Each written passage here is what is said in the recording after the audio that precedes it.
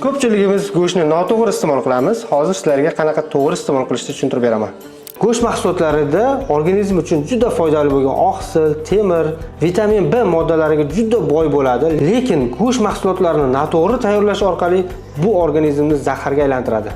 Go'sht mahsulotlarini ko'p yog'da qovurishimiz yoki kuydirishimiz bu go'sht tarkibidagi moddalarni zaharga aylantiradi. Go'sht mahsulotlarini eng samarali iste'mol qilish usuli bu qaynatib yoki bug'da pishirib iste'mol qilishimiz.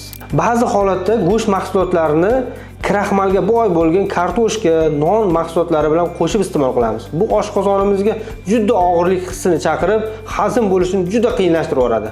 Ayniqsa go'sht mahsulotlarini ko'p gazli ichimliklar bilan, ko'p suyuqlik bilan bir vaqtda o'zida qabul qilish ham taqiqlanadi. Chunki bu oshqozon shirasini kamaytirib, go'sht mahsulotlarining hazmini buzadi.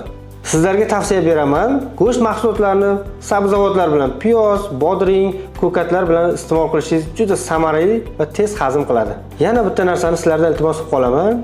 Go'sht mahsulotlarini iste'mol qilgandan keyin organizmga yengil jismoniy mashq, ya'ni yurish mashqini bajarishimiz albatta shart. Bu videoni go'shtni sevib iste'mol qiladigan tanishlaringizga yuborib qo'ying.